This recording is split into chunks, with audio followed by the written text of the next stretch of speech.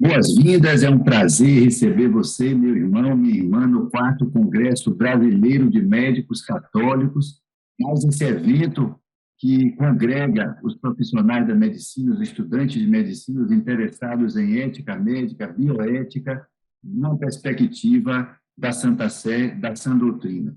Meu nome é Bruno Gil, eu sou médico ginecologista e obstetra em Salvador, Bahia, sou moderador desse nosso terceiro colóquio sobre bioética no final da vida. Quero dar aqui as boas-vindas a nossos participantes, o Dr. Franco Scariot, Dr. Felipe Guzmán, o padre Dr. Tiago Gurgel e o Dr. Benício Bulhones. Um prazer estar aqui com vocês. Eu vou apresentando cada um dos nossos colegas à medida que nós formos enfrentando aqui os temas, que são temas candentes. O primeiro questionamento prático, né, a primeira pergunta que se coloca aqui, em um dilema em que podemos nos encontrar, é de um paciente em cuidados paliativos que solicita sedação. Devemos atender a este pedido? E esse tema fica com o Dr. Franco Scariot, que é do Grupo de Médicos Católicos de Caxias do Sul, Rio Grande do Sul, é um colega cirurgião oncológico. Com a palavra, Dr. Franco. Oi, Bruno. Tudo bom, colegas? Eu gostaria de agradecer a presença e o convite para esse colóquio e fico muito feliz de poder falar um pouco sobre esse tema que faz parte do dia a dia, mas, de uma maneira geral, os pacientes não tendem a pedir, assim, a sedação. Tá? Isso é uma situação um pouco mais rara, né? De uma maneira geral, os pacientes, eles pedem para evitar o sofrimento, para que não venha a sofrer nesses momentos finais, tá? Mas a grande maioria ainda quer lutar, quer viver, quer sobreviver, tá? Nas raras situações em que me deparei com pacientes pedindo para que fossem sedados, para que dormissem, numa breve conversa, eu pude identificar que esses pacientes tinham algum problema específico e que não conseguiam lidar com esse problema. O medo da morte, uma dor que não estava bem controlada, uma ansiedade generalizada,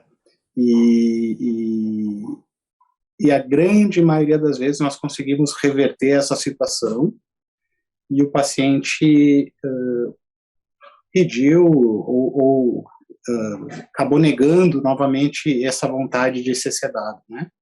Então é um bom controle de dor, um bom controle daquele fator que está gerando a ansiedade, né?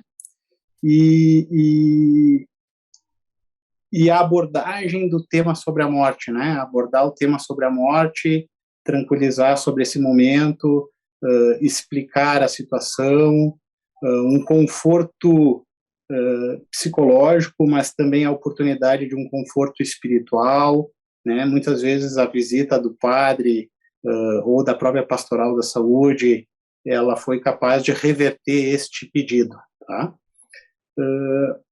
A sedação, enquanto uma ação direta, não é o quadro mais comum, né? A gente acaba tendo a sedação como um quadro secundário a uma analgesia um pouco mais forte, até como uma questão de duplo efeito, né? Mas assim como uma questão primária é um pouco mais rara, partindo do próprio paciente este pedido, tá? O que a gente identifica com muita frequência, é familiares pedindo a sedação ou os próprios médicos da equipe querendo sedar o paciente diante de uma impossibilidade de um tratamento mais efetivo para aquele caso, né? Então, a gente identifica muito um quadro de ansiedade na equipe médica, na equipe de enfermagem e na própria família, principalmente em equipes que não estão habituadas com essa situação, né? Então, muitas e muitas vezes, identifica-se, assim, uma, uma sedação do paciente que não pediu, uma sedação do paciente que te pergunta, e agora? O que vão fazer comigo? Qual é? Então, muitas vezes, por não ter uma resposta ao paciente, por não ter uma capacidade de enfrentar aquele momento, a gente identifica sedações antecipadas ou desnecessárias de pacientes que, segundo a doutrina da Igreja, mas o próprio entendimento lógico, racional, nos deixa claro que todos têm o direito de morrer conscientes. Não existe mal nenhum em morrer consciente, muito pelo contrário. Faz parte da dignidade humana ter esta oportunidade de morrer lúcido, né? Quando a ansiedade é exagerada, quando o medo é exagerado, eventualmente a necessidade de um tranquilizante, mas não com a intenção primária da sedação. Tranquilizante com a intenção de acalmar, de tranquilizar. Claro que muitas vezes isso pode levar a um efeito exacerbado e acabar conduzindo à sedação. Mas a intenção aqui de apenas tranquilizar, ela deve ser o nosso carro-chefe, nossa indicação, assim. Então, de uma maneira geral, assim, nesses 20 anos como cirurgião oncológico trabalhando, eu não me lembro, assim, de um paciente ter me pedido me coloque para dormir, eu quero não enxergar nada. O mais comum é o paciente expressar não quero sofrer, estou com dor, me ajuda, tenho medo, e a simples colocação ao paciente de que estaremos junto com ele, que vai ser um momento em que ele não estará sozinho, tende a facilitar muito nesse momento final aí. Acho que é isso, não sei se os colegas têm algo a acrescentar na própria experiência. Não, doutor Franco, muitas vezes eu percebo que uma solicitação, um desejo do próprio paciente, essa opção pela sedação nesse momento de terminalidade da vida, ou da própria família, ou do próprio médico, né, ou da própria equipe, como você bem nos explicou, reflete muito também o conceito que nós temos hoje de morte, né? Como a morte como sendo algo muito antinatural, sabe? Como algo selvagem. Até algum tempo atrás, a morte era considerado um evento próprio das pessoas, era um evento considerado domiciliar. As pessoas, muitas vezes, elas morriam em casa, na própria cama, ao lado dos familiares. A família já estava já se adaptando àqueles momentos finais da vida, né? Os próprios vizinhos, os parentes que vinham de fora também para poder ter essa oportunidade da despedida. Então, eu acho assim, a partir do momento em que o paciente ele saiu da sua casa, tranquilidade da sua casa, para ir para um hospital, para morrer no hospital, muitas vezes morrer numa UTI, morrer sozinho, e uma vez nesse momento final, depois que morre, né, o paciente ele sai dali do hospital, muitas vezes diretamente para um velório. As crianças não podem mais ver o avô que faleceu, porque isso pode causar um trauma para elas. Então, aos poucos, a morte ela ficando muito distante. Então, essa ideia de morte ela passa a assustar as pessoas, né? Então, acho que é muito reflexo também, sabe, de como interpretar esse momento final, de como dar uma assistência, de como se preparar, né, para esse momento. Não sei se eu consigo me expressar bem, mas eu acho que se nós tivéssemos, não sei, talvez uma espiritualidade, né, ou até mesmo um trabalho mais da própria equipe médica, de perceber também que, que a morte não significa um fracasso, né, do profissional de saúde, sabe? Mas que a morte, como a gente muitas vezes a gente escuta falar, a morte é um dia que vale a pena ser vivido, sabe? Né? Acho que é toda essa questão também de trabalhar um pouco mais essa qualidade na terminalidade de vida. Não sei se eu consigo me expressar bem.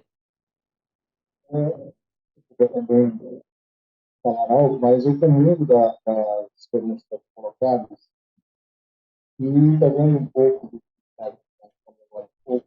Na verdade, lidar com a morte é uma situação difícil para boa parte da população. E esse lidar com a morte também não faz parte do treinamento da grande maioria dos médicos, todos os profissionais de saúde do nosso meio. Isso tem melhorado ao longo do tempo, mas ainda hoje, como foi colocado a morte, ela fica concluída muitas vezes como um sucesso. E a gente muitas vezes esquece que a morte, na verdade, é o fim de uma vida terrena, a nossa vida terrena. É um passo para uma outra vida muito mais interessante do que nós estamos tendo nesse momento. Também eu nunca, nesses 25 anos de proctologia, eu também nunca me deparei com paciente com observação. Mas a cada dia que passa, eu vivo uma dificuldade maior de comunicação, principalmente, até mesmo pela atribulação do dia a dia, a vida corrida, com a questão da tecnologia, da internet, que a gente está conversando nesse momento, cada qual em seu lugar, a velocidade é rápida. E a gente muitas vezes não para conversar com o nosso paciente, com o nosso familiar, ou melhor, com o familiar desse paciente. A gente não para, muitas vezes, para conhecer quais são os reais problemas daquela pessoa, daquela família, quais são os anseios, quais são os temores, quais são as expectativas que esse paciente, esses familiares têm acerca do seu tratamento, da sua evolução. A gente precisa, muitas vezes, dar tempo de oferecer oportunidades para a resolução de conflitos pendentes, e muitas vezes a gente esconde algumas situações do nosso paciente. E mais do que isso, a gente precisa fazer com que a solidão não seja tão grande. Porque o conflito interior que essas pessoas com enfermidade terminal passam talvez um dos maiores problemas que eles enfrentam. Quantas vezes ao longo da minha vida profissional eu passei com dificuldade na visita diária às enfermarias, né, apartamentos que tinham paciente com uma doença terminal, e eu chegava e falava: meu Deus, o que é que eu vou falar agora para essa pessoa? E muitas vezes eu me peguei evitando essa visita de rotina. E a maturidade, a vida mostrou que os pacientes que eu vi partir foram aqueles que mais me marcaram afetivamente e profissionalmente. Eu acho que muitas vezes a gente fala bastante, mas esquece de escutar muito, trazer a nossa vivência, inclusive cristã, de espiritualidade para essas pessoas. Tem uma coisa que me chama a atenção na pergunta, né? A pergunta do espectador aqui, o verbo sedar. Qual é o objeto do verbo sedar? A proposta é sedar a dor ou sedar a pessoa? Porque, obviamente, que uma pessoa em fase terminal de uma doença curável, já em cuidados paliativos, nós não temos nenhum interesse em que ela fique vivenciando uma dor desnecessária. Se é possível sedar a dor, que seja sedada. Mas quando se pensa em sedar a pessoa, colocar a pessoa para dormir, é um grande contrassenso, porque a pessoa está contemplando a finitude da vida, o tempo está contado, né? O fim se aproxima. Então, o tempo é o que ela não tem para gastar dormindo, né?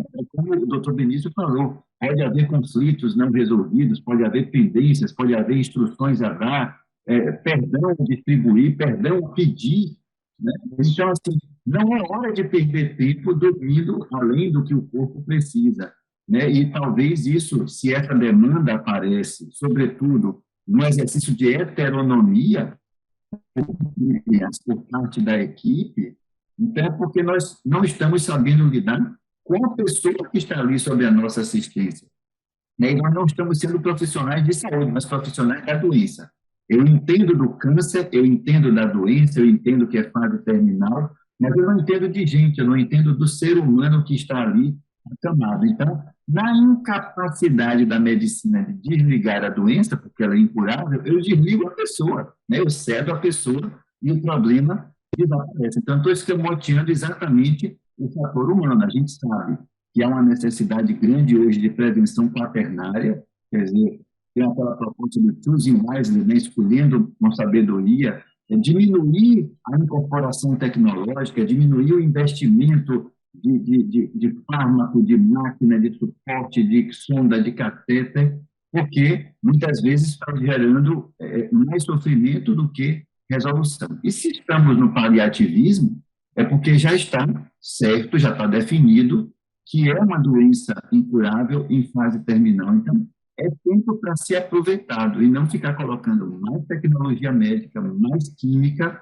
né? Porque hoje em dia tem gente que usa química para dormir e outro para acordar no dia seguinte. Quer dizer, o corpo já não está mais funcionando com autonomia de quase nada. Tudo é algum comprimido, é alguma droga, é algo que vai fazer isso por nós, né? Então, o ser humano abrindo mão da sua própria humanidade, abrindo mão da sua autonomia, depositando tudo no comprimido, na cápsula, na droga, na injeção, de fato, seria um grande contrassenso, que, sem haver mesmo sequer uma demanda da pessoa, ou que a demanda da pessoa seja pela sedação da dor, mas é uma questão por sedar a pessoa, e não o problema de saúde, o desconforto que ela está vivenciando. Doutor Felipe.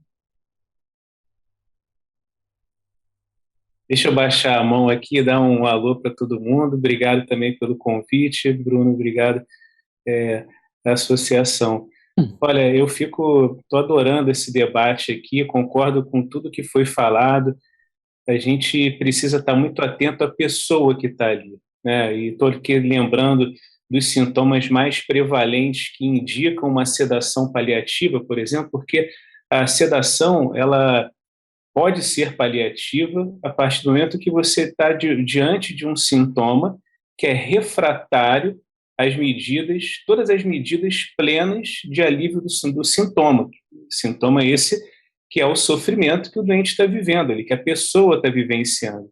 E esse sintoma, ele não é só físico, não é só a dor física, é a angústia, a ansiedade, sintoma emocional, sintoma social, o sintoma espiritual. E uma das grandes indicações da terapia de sedação paliativa, que é possível ser feita, mas não porque o paciente está pedindo, ela é indicação técnica a partir do momento que você esgotou ali todas as medidas, não só farmacológicas, como não farmacológicas, para aliviar os sintomas. Uma das principais indicações dessa terapia de sedação paliativa é o sofrimento existencial, que é o sofrimento espiritual. E o sofrimento espiritual não está só diretamente relacionado à religião, né? À crença, mas e sim o quanto está fazendo sentido estar ali. E, meus amigos, há de se convir, quem é que vai conseguir ter plenitude de vida e olhar com dignidade esse fim, com um grande sofrimento, intenso sofrimento físico? Na nossa formação, a gente não é treinado, enquanto médico, a cuidar dos sintomas, do sofrimento. Como foi falado, a gente é treinado a tratar da doença. Mas aula de dor a gente tem até em farmacologia, a gente aprende um pouco mais sobre opioides, muito pouco. Mas na hora de manejar uma náusea, de manejar uma hemorragia maciça que numa doença neoplásica em fase terminal, ou seja, para que a gente evite essa solicitação do indivíduo que está ali em final de vida, a gente precisa ser muito impecável nas medidas paliativas. Fazer um grande trabalho em equipe, porque se ele pede para ser sedado ou se ele pede para pôr fim à própria vida, é um grande alerta de que ele está sofrendo muito. E a gente está faltando nas oportunidades de medidas para amenizar esse sofrimento. Muito bom hein, Bruno? Resumindo, pegando a resposta de todos, eu podia fazer um pequeno resumo assim da resposta a essa pergunta, que seria o seguinte: hoje nós vivemos numa sociedade que considera a morte um tabu, assim como o padre Tiago falou, e as equipes profissionais da saúde fazem parte dessa sociedade. Então, o tabu entrou dentro da medicina. A morte é um tabu. E nós precisamos, com muito cuidado, avaliar cada sedação que ocorre em nossos hospitais. A grande maioria delas ocorre porque este tabu da morte impera sobre a equipe multiprofissional. A equipe profissional sofre muito com a morte. Ela encara a morte como uma derrota. E não está certo isso. Nós precisamos evoluir na humanização, inclusive das equipes. E humanizar é valorizar a vida, reconhecendo a morte como parte da vida. E a partir daí nós vamos conseguir encarar cada paciente terminal até o seu fim. Raramente vão nos pedir uma sedação. Por trás de um pedido de sedação está um pedido para tirar a dor, está um pedido para aliviar um sofrimento, está um pedido para resolver algum problema pessoal, está um pedido de ajuda, de companhia, de solidão. Cabe a nós, profissionais da saúde, identificar o que está precisando e, certamente, proporcionar um momento de dignidade para aquela pessoa que está em extremo sofrimento. Eu acredito que a grande maioria das sedações que ocorrem não precisariam acontecer. Não precisariam acontecer. A grande maioria das pessoas poderiam morrer lúcidas. Basta que a equipe não viva mais esse tabu e que, através disso, a gente consiga auxiliar os familiares a enfrentar esse momento, que não é um momento fácil. Não é um momento maravilhoso, bonito. Todo mundo sofre. Nós temos que ter isso bem claro. Mas a família precisa, e é bom que essa morte volte a acontecer dentro das possibilidades num ambiente de lucidez. Claro que em determinadas situações isso não vai acontecer. E em função do excesso de medicações, ou a própria natureza, que é sábia, conduz a uma sedação ao paciente. Né? Ele vai entrando nos seus estágios de coma e acaba falecendo. Mas, de uma maneira geral, nós todos, enquanto profissionais, precisamos repensar as nossas indicações de sedação. Elas estão, com certeza, super indicadas, por causa dessa visão da morte como um tabu. Que pena, hein, doutor Franco, que a gente evoluiu tanto em tecnologia, mas evoluiu em valores. Eu estava aqui lembrando quando o Thiago falou que criança tem problemas, né? A morte assim, vou perder meus pais, mas claro que baiano não resiste a chamar as pessoas para aqui. Então, você já foi à Bahia? Não? Então vá. A Igreja do Bonfim, que é famosíssima, tem 2 painéis imensos, logo quando a pessoa entra na igreja. De um lado, a morte do justo, do outro, a morte do pecador.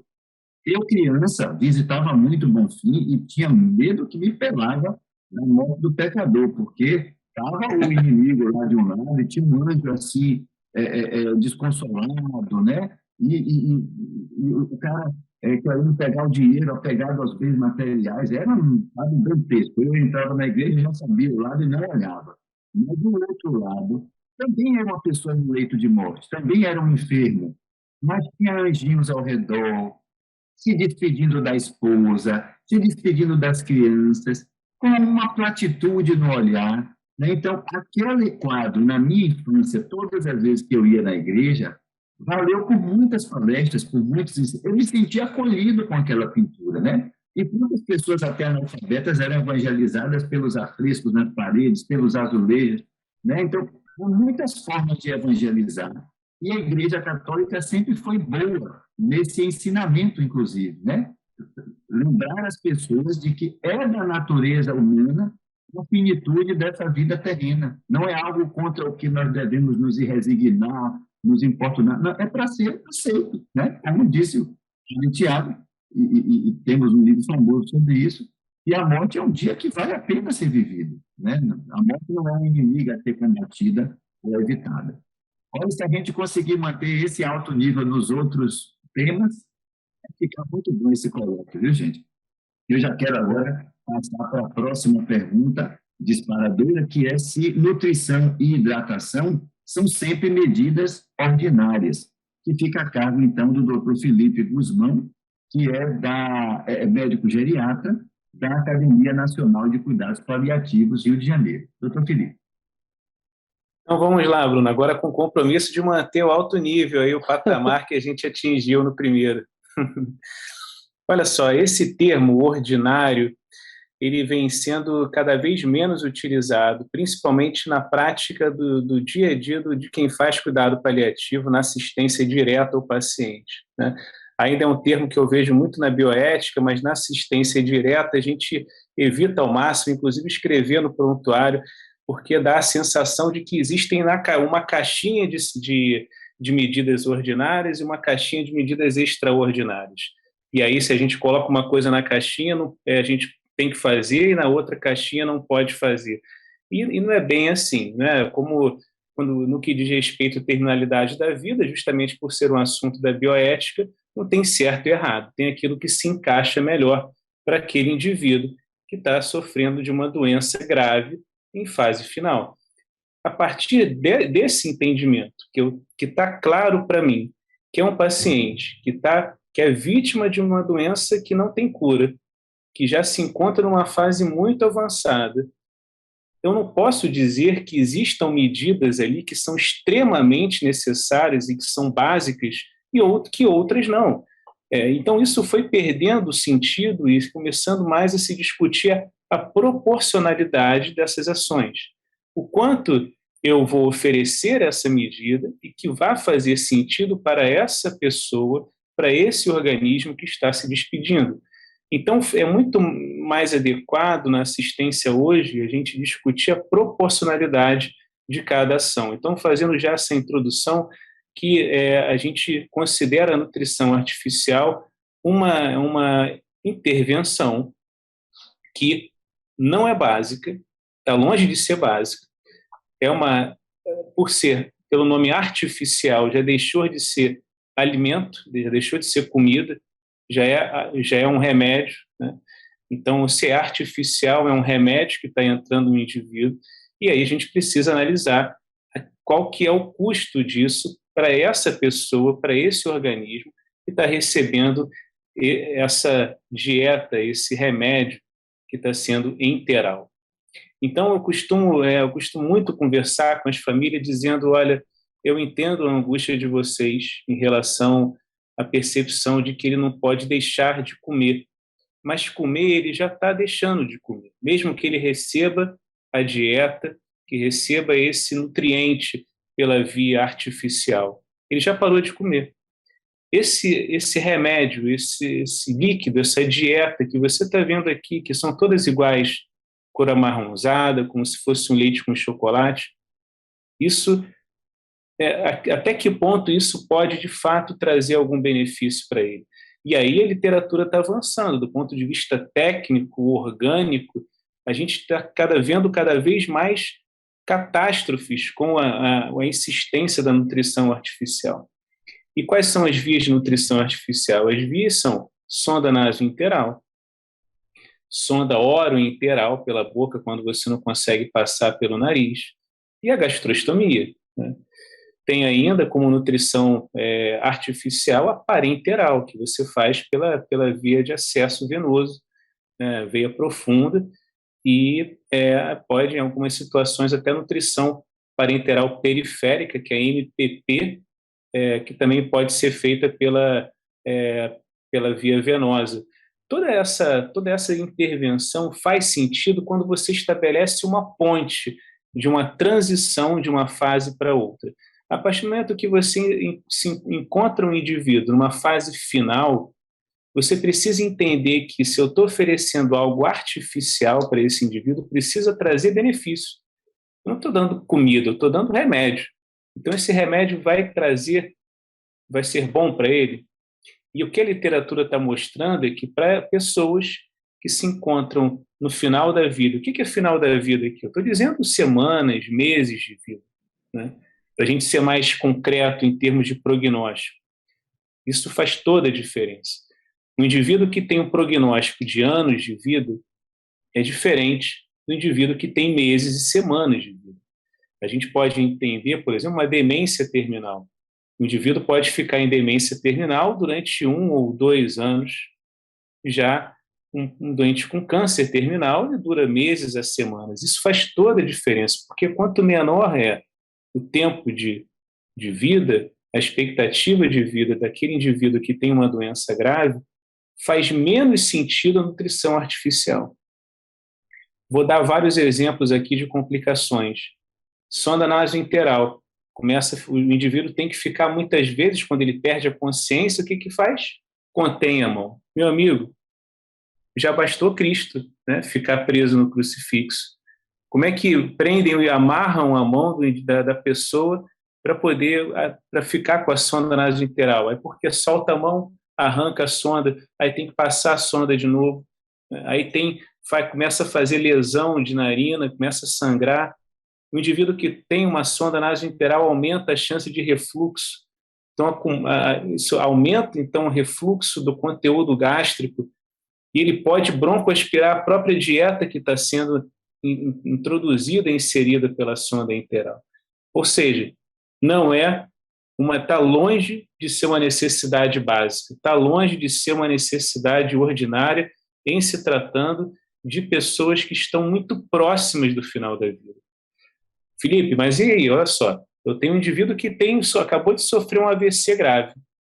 Esse AVC ameaça a vida dele, então tem indicação de cuidado paliativo, concordo. Mas esse AVC é reabilitável? É reabilitável. Então, eu não sei se ele vai conseguir se alimentar pela via oral. Bom, mas é um AVC. A pessoa, ele tem uma expectativa de vida provavelmente de meses até anos. Aí pode fazer sentido fazer uma nutrição artificial. Assim como também para doenças como esclerose lateral amiotrófica, mas isso precisa ter o consentimento e o desejo do próprio paciente. Fica mais difícil a gente decidir nessa hora quando a pessoa não participa, né? Então, é básico para quem? Para a Constituição? Então, está errado, porque quem tem que dizer que é básico no final da vida é o próprio doente.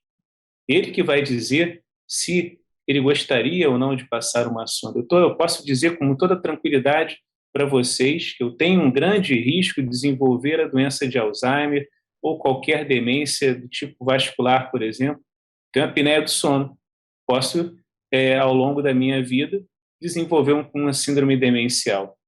E eu já posso adiantar, se algum de vocês aqui estiver em contato comigo na minha demência terminal, eu não quero receber gastrostomia. Não quero receber sonda nasointeral. Isso vai ser muito agressivo para mim. Eu vou preferir que vocês amoleçam alguns alimentos que eu gosto, que me dê um caldinho de feijão, que pode ser espessado com espessante, mas coloca uma musiquinha no fundo que eu gosto e pode espessar um pouco o meu feijão, que eu vou ficar mais satisfeito do que receber um líquido que eu sei que eu nem vou sentir o sabor. Então, isso é muito importante. Primeiro que, do ponto de vista técnico, a literatura está cada vez mais mostrando que os danos estão sendo até maiores do que se esperava porque eu penso assim, a gente vai passar a sonda, vai fazer a gastrostomia porque vai diminuir a broncoaspiração, a gente vai fazer isso porque vai diminuir a úlcera por pressão. Pelo contrário, o indivíduo vai ficar contido, ele vai aumentar a chance de ter úlcera por pressão, porque não vai ter mudança de decúbito no leito. Ele pode ainda aumentar o número de pneumonias pela broncoaspiração, pelo refluxo, né? Pelo refluxo dessa dieta. Porque depois que você tem uma via alternativa para fazer alimento, aí, meu amigo, o pessoal gosta mesmo de fazer remédio, dieta. Vai colocar 60 ml hora na bomba infusora, 80 ml hora, e acha que aquilo ali é uma caixa d'água, que não tem fim, né? E vai colocando dieta, e vai sair por algum lugar. Vai sair o estômago, na maioria das pessoas que estão na fase final, o estômago já esvazia com dificuldade, então não adianta ficar fazendo volume demais. Bom, eu particularmente estou um pouco enviesado nesse debate, que em se tratando de fim de vida, né, a gente precisa ter muita consistência de apresentar para a família que os danos hoje, a ciência mostra que os danos são muito maiores. Agora, é claro que a gente precisa respeitar sempre a autonomia e o consenso da família. Então, a gente não pode gerar mais sofrimento do que a própria doença. Se para aquela família é importante aquele indivíduo receber a dieta, mesmo sabendo que é um remédio, né, e apesar de eu apresentar todos os argumentos de que não vão ser benéficos, aí não vai ter jeito, você vai ter que fazer. Bom, uma vez fazendo, a gente vai observando para ver se vai trazer algum dano para esse doente, porque também as pessoas têm um entendimento de que depois que faz, tem que continuar, tem que ficar até o final da vida, né? Agora que já passou a sonda, tem que morrer com a sonda, até enterra com a sonda, não é bem assim, né? Então, você passou a sonda, você vai acompanhar esse doente. Também é bastante viável isso. Faz uma gastrostomia, no primeiro sinal de complicação dessa gastrostomia, rediscute com a família. Olha aí, eu acho que está trazendo mais problema do que ajudando esse paciente.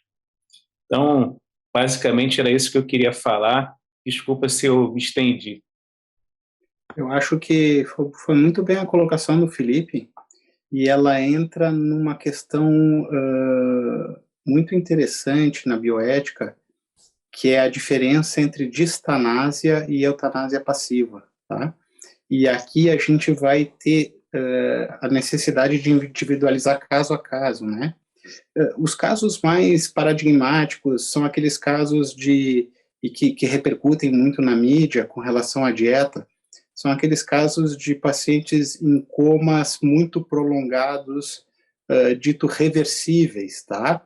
Ou crianças que nascem com alguma malformação, em que sai na mídia que os pais não querem alimentar, né? Esses casos a igreja, ela de uma forma geral condena, né? A não alimentação, a não hidratação, porque são pacientes que não são terminais.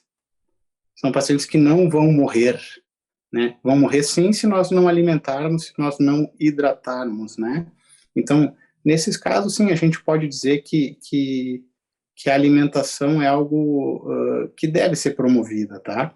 Agora, aqueles pacientes terminais, a gente precisa definir bem o terminal. O terminal realmente é aquela pessoa que vai morrer apesar de todo o tratamento, né? Apesar de todo o tratamento, a pessoa irá falecer em pouco tempo. E esse pouco tempo tem que ser menos de 3 meses, 2, 3 meses, tá? Nesse paciente terminal, em que ele se encontra lúcido e expressa fome ou sede, jamais deixar de alimentar, né? Exatamente, tá? Mesmo às vezes até com uma sonda, né? Porque traz até um conforto emocional saber que está sendo alimentado. Mas, de uma maneira geral, no final da vida, as pessoas vão acabando perdendo a fome, isso é natural. E aí, eu costumo falar justamente para os familiares dos meus pacientes que eles têm uma ansiedade muito grande em alimentar, que a gente não está ajudando. Então, às vezes, um paciente com câncer mais avançado, ele diz, hoje eu gostaria de comer um bife bem suculento. Aí o familiar vai lá, faz o bife, né? E o cara come uma garfada. É comum isso, né? Vocês já viram isso acontecer. E eu explico para os familiares, não, vocês têm que ser felizes por terem feito o bife porque ele comeu uma garfada, não tem que sofrer porque ele não comeu o resto, né? Não é esse o sentido, forçar esse bife seria semelhante ao que o Felipe passou, forçar uma sonda, né? Teria esse mesmo sentido de forçar. Não, no final da vida, a gente mais ou menos diz que a pessoa deve fazer o que ela tem vontade, o que ela quer, se alimentar como quer, porque não vai mudar, ela não vai ganhar um dia a mais por isso ou por aquilo. Mas, concordo muito com o Felipe, é o seguinte, aqueles pacientes em extremo final de vida, tá? Já até, talvez, comatosos, não tem sentido nenhum a alimentação para esses pacientes. São pacientes que não têm fome. Isso é importante. Eles não têm fome porque o córtex cerebral faz parte do mecanismo da fome. Ele não reconhece a fome. Ele não está sofrendo de fome. E a família precisa saber disso, que o paciente em coma não está mais sofrendo. E a alimentação ali perde totalmente o sentido. Ele não vai ganhar um dia a mais de vida por causa daquilo. Pacientes terminais, nós temos, assim, uma dificuldade muito grande e é o problema bioético, é a falha bioética mais comum no Brasil, talvez no mundo, a distanásia. Não tem por que um paciente que está morrendo, você entrar às 4 da manhã para ver o HGT no quarto, para ver a temperatura, para medir a pressão. Deixa dormir, né? Então, tem uma série de cuidados que eles perdem o sentido. Perde o sentido dosar eletrólitos, medir o sódio, o potássio, uma série de coisas acabam perdendo o sentido. Aquele é um momento de maior necessidade de buscar outras áreas da vida. Parte espiritual, parte mental, e não se preocupar tanto com o HGT que está dando alterado, né? Mas ele está fazendo febre contínua. Bom, é o momento de colocar uma dipirona fixa, alguma coisa nesse sentido. Concordo muito com o Felipe. A dieta, ela nem sempre é uma obrigação moral. Temos que individualizar caso a caso.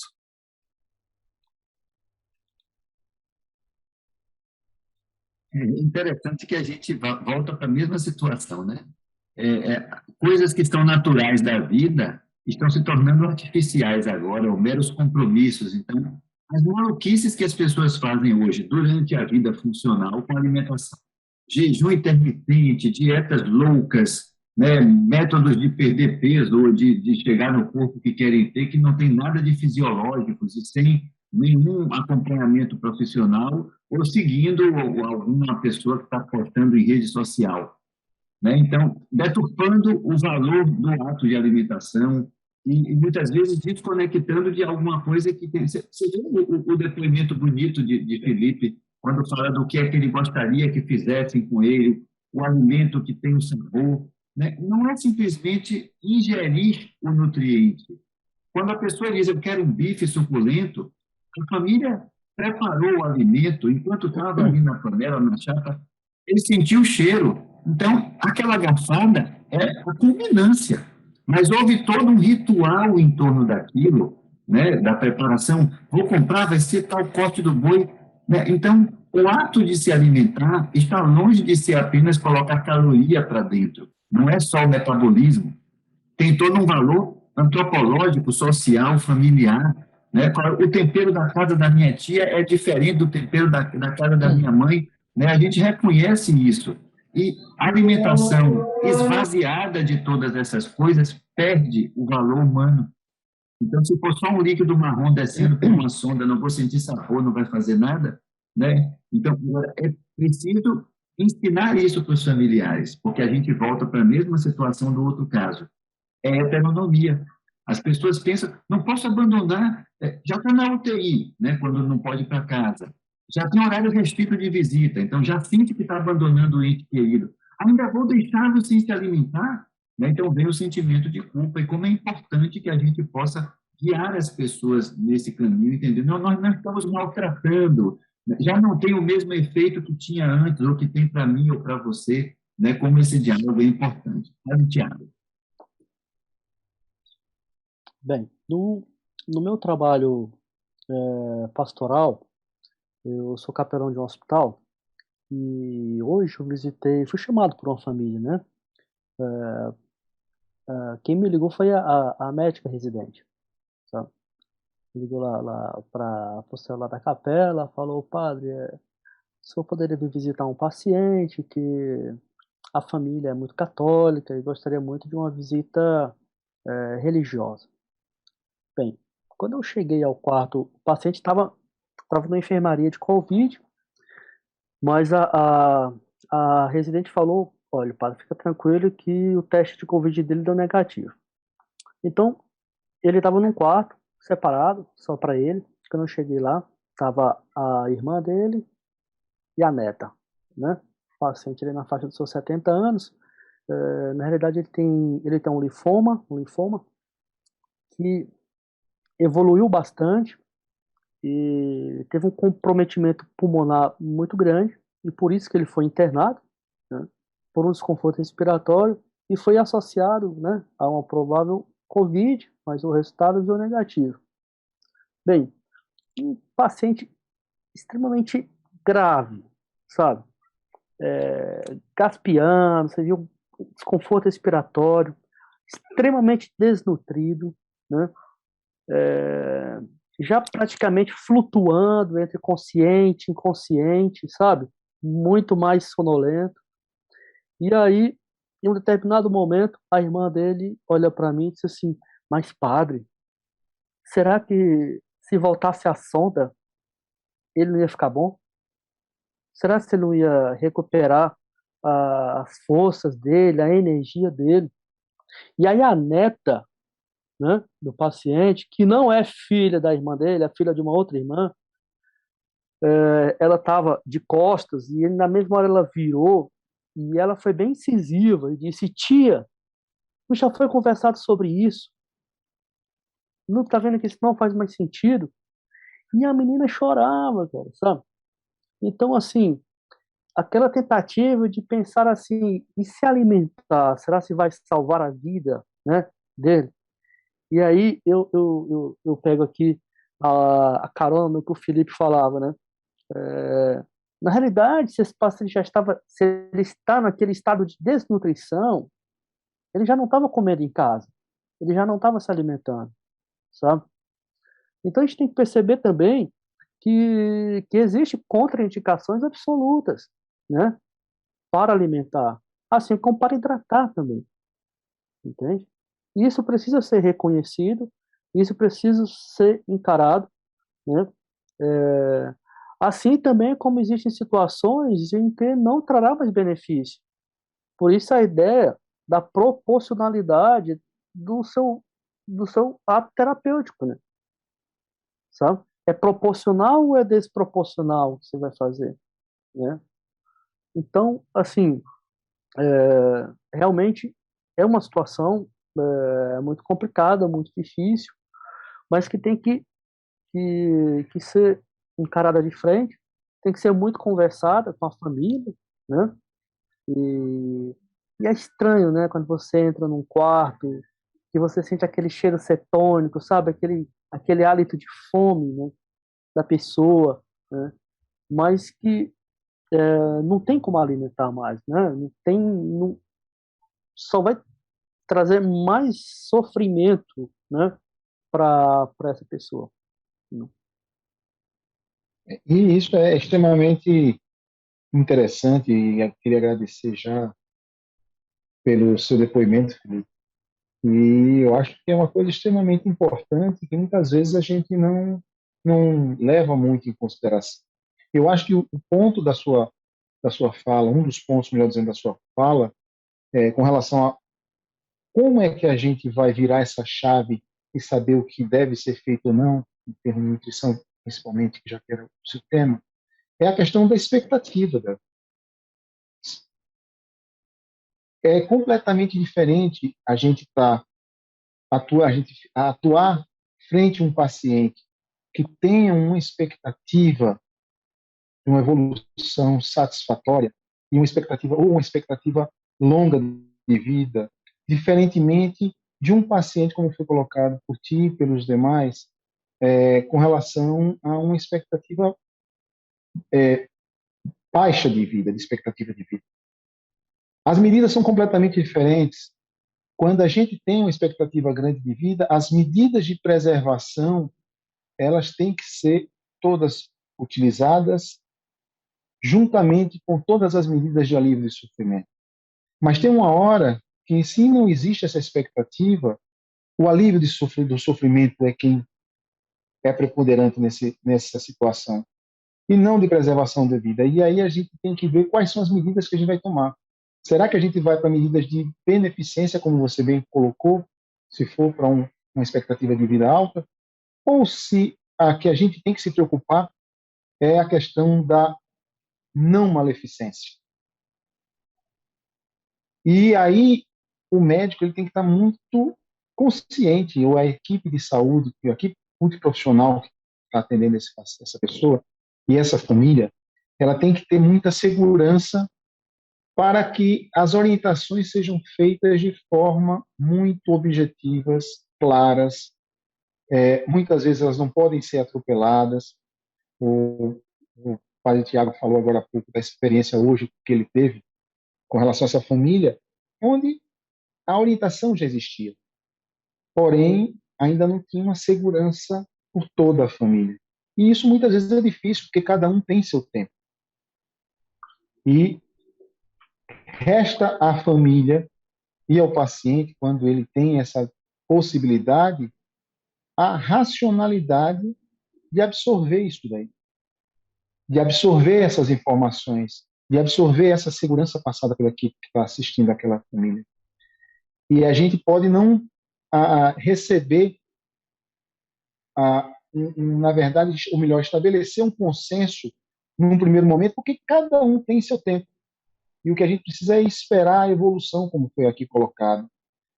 Às vezes, no primeiro momento, a gente precisa entrar com algumas determinadas medidas, mas isso precisa ser amadurecido junto com a família, que aquela medida não tem mais um porquê de ser feito. Mas, Benício, é muito fácil você falar quando você está tratando dos outros, mas não, a gente muitas vezes precisa tomar essas mesmas medidas junto de entes queridos nossos. E eu precisei, inclusive, passar por essa situação onde eu, por coincidência, padre, era também uma pessoa da família que estava com um linfoma, um idoso já com linfoma, e que já estava sem uma expectativa de vida longa.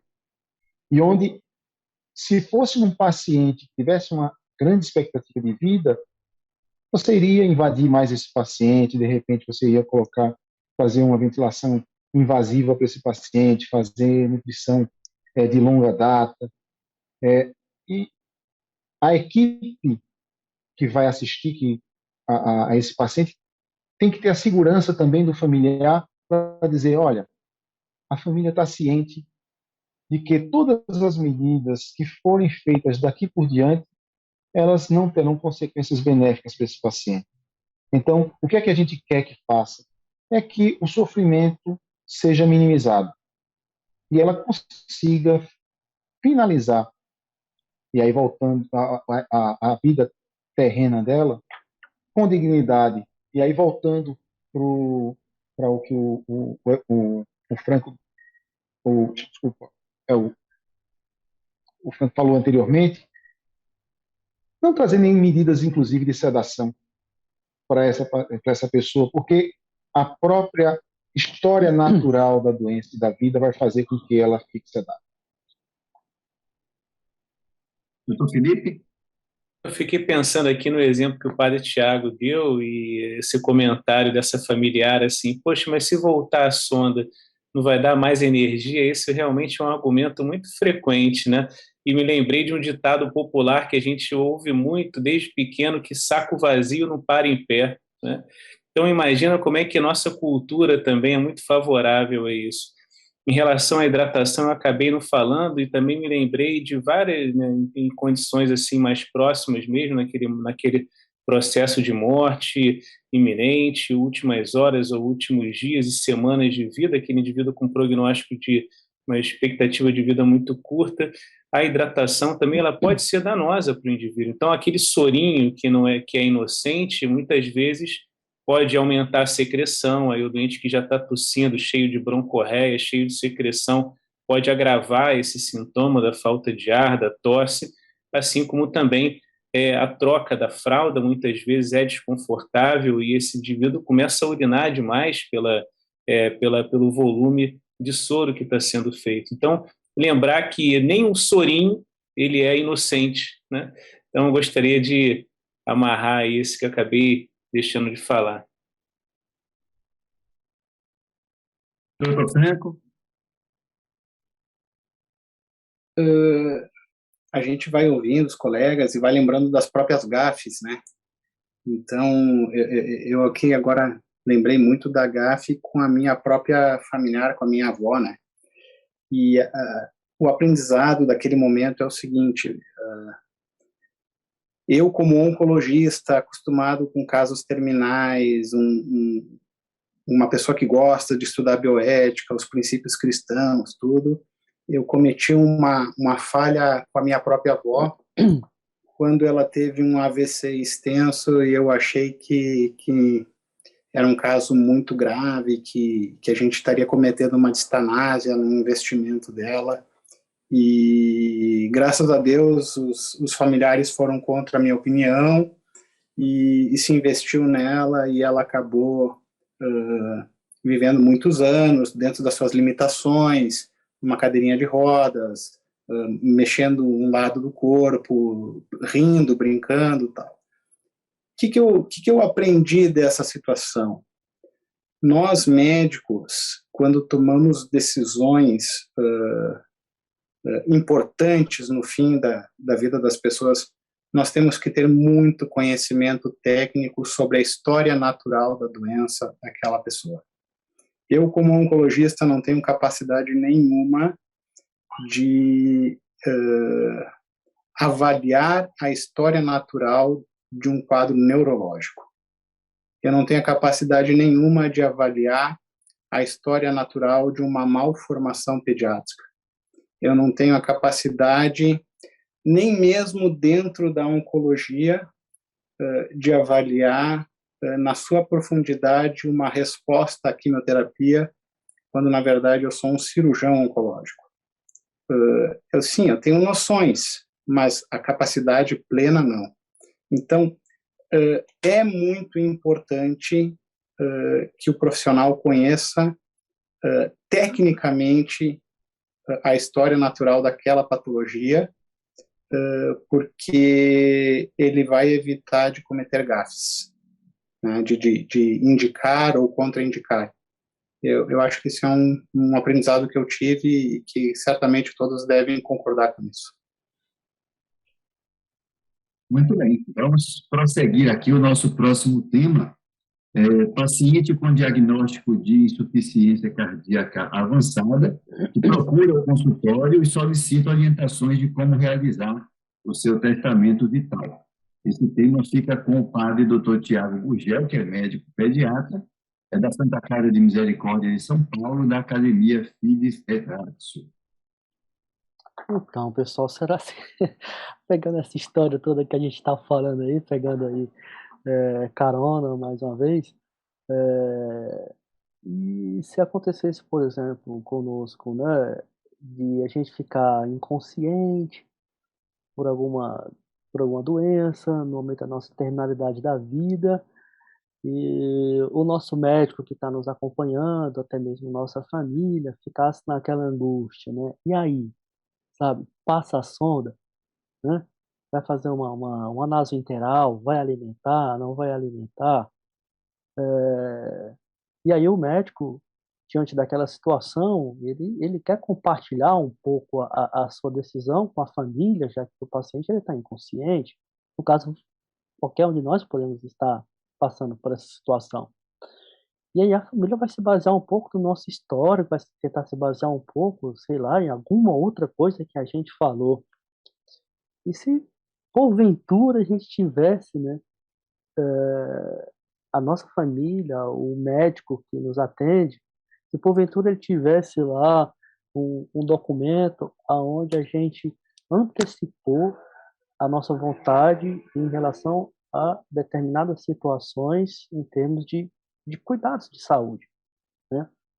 Então, é para isso que existe o testamento vital, né? É disso que ele trata. Ou seja, é você ter a oportunidade de manifestar a tua vontade acerca de tratamentos médicos, né? Que porventura você venha a se submeter no futuro. Então, o testamento vital, ele refere justamente sobre cuidados médicos que a pessoa receberá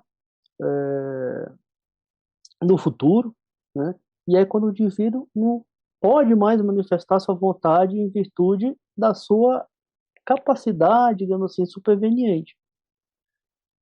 Tradicionalmente, o testamento vital, ele é utilizado por pacientes, né, portadores de doenças naquele momento da terminalidade na vida. Esse documento, ele comprovadamente vai dar ali qual o desejo daquela pessoa. E a ideia seria justamente essa, né? De que não deve predominar para o médico, para a família, esse dever de salvar a vida da pessoa a qualquer custo. Então, os médicos têm que saber empregar os tratamentos que comprovadamente trarão benefício, que levarão o paciente a ter uma melhora. E, se possível, quem sabe, até uma cura, né? Mas quando vem a inevitabilidade da morte em curto espaço de tempo, aí talvez fosse importante um documento desse tipo, né?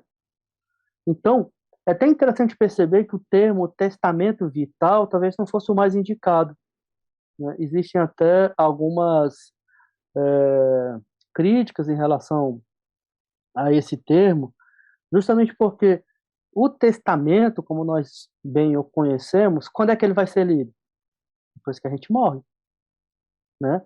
Ele só vai ter valor depois que a gente já está lá conversando com São Pedro, batendo um papo, tal, né? Tentando convencer São Pedro a dizer assim, deixa eu entrar, né? Então, se acredita que o termo mais adequado, talvez pudéssemos falar em diretivas antecipadas de vontade, né? Bem, em que se baseia, digamos assim, a ideia do testamento vital, também conhecido aí como testamento biológico? Ele se baseia justamente no princípio da dignidade humana. E se baseia na questão da autonomia, na autodeterminação do sujeito. Então a ideia aí é garantir a todos, né, o direito de ser o condutor da sua própria existência. Então, isso seria o fundamento, vamos dizer assim, para dizer o testamento vital realmente seria uma coisa eticamente válida, entende? Agora, um outro ponto importante, né? O testamento vital é válido no Brasil? Bem, o testamento vital, ele é, do ponto de vista do direito, nós podemos dizer que não existe, como é que eu posso dizer? Não existe um, um, uma lei que regulamente o testamento vital, né? Que autentica a sua validade. Mas também não existe nada que impeça, nada contra, né? E o Conselho Federal de Medicina também, ele dá condições para que o médico possa, né, respeitar a vontade antecipada do seu paciente, que faz parte do princípio da autonomia, que tem que ser respeitada, entende? Agora, como a lei não regulamenta, o que acontece? A família, depois, ela pode, e a própria promotoria pública pode alegar negligência da parte do médico, sabe? Justamente porque não existe um amparo legal para fundamentar a aplicação do testamento vital. Não sei se eu fui claro nesse sentido. Agora, para se fazer um testamento vital, o que é preciso? Precisa que a pessoa seja capaz, né? Que ela seja consciente, que ela tenha capacidade de discernimento, né? Para manifestar aquilo que ela deseja para o futuro. Entende? E o testamento vital, o ideal é que ele seja escrito. E é escrito de próprio punho. E pode ser um documento público ou um documento privado. Se é um documento público, a pessoa vai lá no cartório e registra. Entende? Se é um documento privado, a pessoa escreve de próprio punho, assina, e aí é importante a assinatura também de testemunhas. Quantas? Não existe uma lei que regulamente, entende? Tá? Mas se é um documento privado, é importante que seja assinado. E é importante também que ele seja o mais formalizado possível e que ele seja o mais específico possível, para que ele tenha valor. E para que ele tenha valor, principalmente naquilo que ele se propõe, a sua funcionalidade. Ou seja, dar condições para que o médico do futuro possa, né, atender à vontade daquele paciente. Não pode ser uma coisa assim muito geral, né? Um outro aspecto também importante é que uma vez que o médico tem, que ele está sob posse desse documento vital, é importante que o próprio médico possa colocar esse documento junto ao prontuário do paciente. Porque pode acontecer de que o paciente esteja ali numa UTI, esteja na unidade de cuidados paliativos, esteja sob os cuidados, né, de uma equipe de plantão de final de semana, que é o meu caso, né? Quando eu trabalhava em UTI pediátrica, por conta dos trabalhos pastorais, às vezes eu pegava um plantão à noite, pegava um plantão no domingo à noite. Então, assim, eu não fazia parte da equipe principal, mas eu tinha que ter o cuidado, né, de ver como é que estava o segmento daquele paciente, porque eu estava ali apenas para dar assistência a ele naquelas poucas 12 horas ali. Então é importante que isso esteja também no prontuário e é dever do médico que o acompanhe possa colocar esse documento à disposição também de outros profissionais de saúde, né? Cara, eu gosto de escrever porque quando eu escrevo não tem perigo de eu esquecer o que eu começo a falar e agora eu já me perdi um pouco. Mas veja, tem que ser escrito por uma pessoa com capacidade de discernimento, deve estar contido no prontuário do paciente, e cabe ao médico daquele paciente proceder a essa inclusão. Agora, o paciente escreveu seu testamento vital, foi lá no cartório, registrou, ou 2 testemunhas, 3 testemunhas assinaram, e aí, depois de 2 anos, o cara sofreu um acidente de carro, não contava, né? Quem é que está contando com acidente de carro, né? E aí ele fica tetraplégico, sabe? E ele resolve então mudar de ideia. E aí, é possível? É sim, porque o, é, o testamento vital, ele é revogável a qualquer tempo. Agora, possui um prazo de validade? No Brasil não possui, porque não existe uma regulamentação, entende? Agora, em outros países, como por exemplo Portugal, Existe um prazo de validade de 5 anos. É bom ou é ruim ter um prazo de validade? Um prazo de... como é que a gente chama isso no direito? Bem, existe um termozinho jurídico para falar, não é... Né? Bem, eu nem vou falar o tempo que eu estou pensando. Mas veja, ter um prazo de validade é importante justamente porque obriga a pessoa que o escreveu a repensar o que deve ser feito com ela mais para frente, entende? Pode ser que a pessoa queira acrescentar mais algumas coisas, que ela queira tirar algumas outras. Então, o ideal é que exista um prazo. Agora, existe algum limite para o testamento vital? Existe. A objeção de consciência do médico.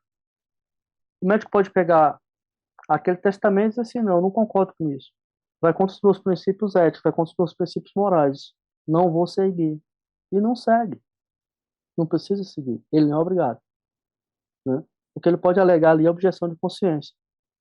Outra coisa, existe algum outro limite? Existe. Os limites jurídicos, constitucionais de cada país. Eu posso, por exemplo, colocar lá no meu testamento vital que se eu ficar sob uma determinada condição, né, de invalidade, de validez, de dependência, de perda da minha autonomia, eu posso dizer assim, eu gostaria então que fosse aplicado aí, né, um sedativo bem bacana, bem forte, né? Falar uma palavrinha aqui que não é do tempo de hoje, bem massa, para que eu possa apagar mesmo, mas apagar mesmo, entendeu? Ou seja, eu posso solicitar a eutanásia no meu testamento vital? Não posso, porque o regulamento, a Constituição do nosso país, a regulamentação jurídica não permite. Então existe um limite jurídico também, né?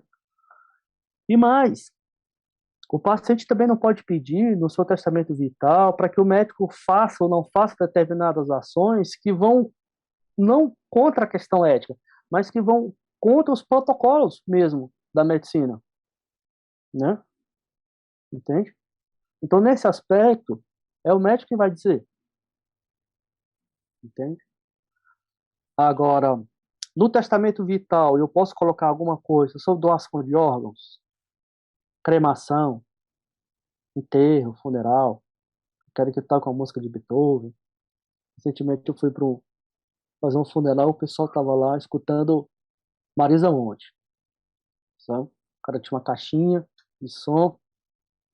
Bem, pode ter sido uma diretiva antecipada de vontade dessa pessoa, que nesse caso, essas questões elas não entrariam no testamento vital, porque o testamento vital ele se refere a tudo que pode ser feito em vida. Depois que a pessoa está morta, aí é uma outra coisa, né? Entende? Né? Agora, na diretiva antecipada, no testamento vital, a pessoa pode colocar ali, eleger uma outra pessoa que vai decidir por ela em caso de inconsciência. Bem, poder pode, mas existe um outro documento para isso, que seria, no caso, o mandato duradouro. Entende? Bem, eu acho que uma coisa muito interessante aí a gente ter em mente da questão mesmo da função do testamento vital é de que ele não se trata de um documento que vá levar o médico, qualquer outra pessoa, à prática de eutanásia, sabe? Mas é uma forma do paciente rechaçar ou recusar qualquer coisa que se refira a uma distanásia, né? Mas seria uma forma do paciente dizer assim, olha, seria um documento a favor da ortotanásia, digamos assim, entendeu? Agora, tem benefícios do testamento vital? Tem. uma coisa importante é que, às vezes, o paciente, ele com aquele testamento vital, ele até diminui um pouco aquele medo do paciente com a questão da sua terminalidade da vida. Porque ele escreveu e ele teria ali uma garantia do que ele gostaria que fosse feito com ele, ainda em vida. Então, isso levaria até um aumento da autoestima do paciente. E uma coisa importante, eu acho que isso vincula o paciente ao seu médico, sabe? Estreita a relação. Leva um aumento da comunicação e da confiança entre o paciente e o médico, e entre o médico e o paciente, sabe? Né? E é importante porque você dá ao paciente, você dá ao médico a orientação diante de situações difíceis e conflituosas, coitado. Sabe? Porque ali ele tem um pouco o norte da coisa, né? E isso leva também para a família um certo alívio moral, sabe? Porque não coube ao médico da família decidir tudo, sabe? Em relação à avó, ao avô, ao pai, à mãe, ao tio, ao primo. Porque muitas vezes é o que acontece, sabe? O médico do paciente diz, olha, precisamos fazer tal coisa, faz ou não faz? Ah, eu vou ligar pro meu primo que é médico, sabe? Entende? Então, o testamento vital, ele poderia ser uma possibilidade de você dar um certo alívio moral nesse aspecto para os familiares. E se vocês deixarem, eu vou ficar falando aqui a noite toda. Vocês não vão dizer nada, vamos deixar falando sozinho. A questão, padre, é que a gente está aqui para aprender também. Me ajude, pelo amor de Deus. Eu acho. Não, mas o senhor eu acho que o senhor está coberto de razão na sua intervenção. Eu acho que o maior problema das diretivas antecipadas de vontade não é o médico do paciente, porque ele está acostumado àquilo. O problema é justamente naquelas equipes que irão assistir esse paciente e que não tem o hábito de tratar esse tipo de paciente, ou de aceitar, como o senhor mesmo falou, ter as questões de consciência do médico e achar que vai contra esses ditames morais que esses médicos têm, essas equipes profissionais têm. E um problema que eu acho que a gente peca muito ainda hoje, e eu estou falando aí da questão médica, é que alguns colegas escrevem muito pouco. E eles não deixam registrado tudo aquilo que realmente deveria estar registrado e se esquece que o prontuário do paciente é a melhor defesa para tudo o que pode acontecer daqui para frente.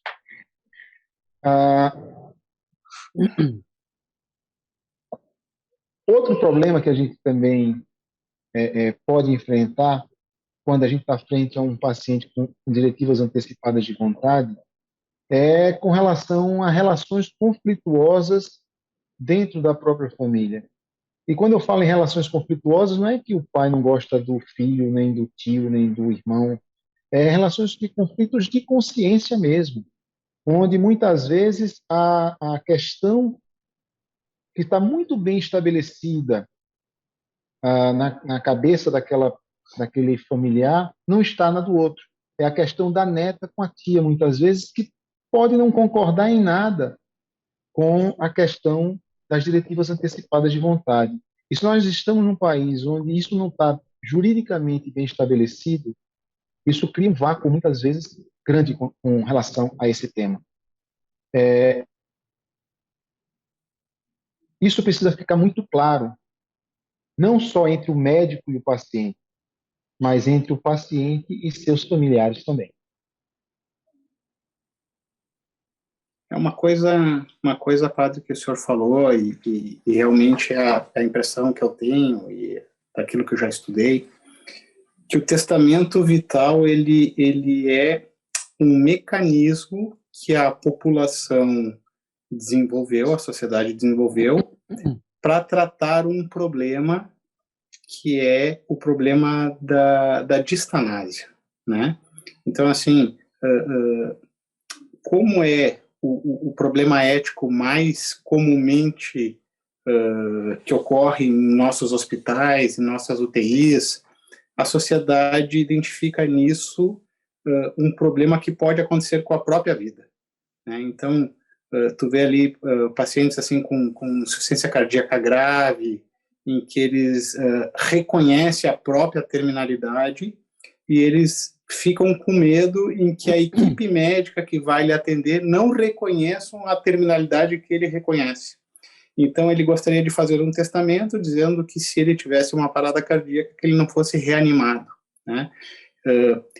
Pacientes com doenças neurológicas progressivas, com o passar da sua vida, foram se adaptando com essa ideia da terminalidade, eles conhecem o que vai acontecer no seu final e eles têm medo do que uma equipe de plantão vai fazer, né? Então, eles têm esse receio.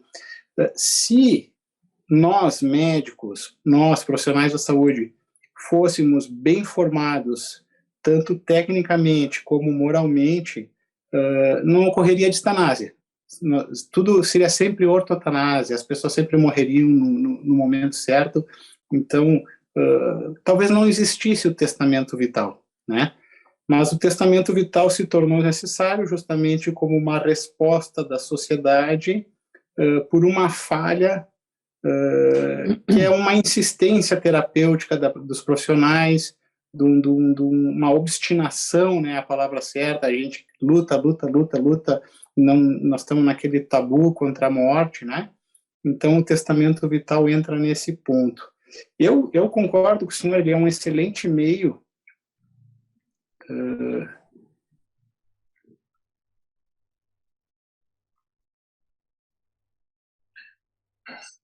Oi, caiu um pouquinho?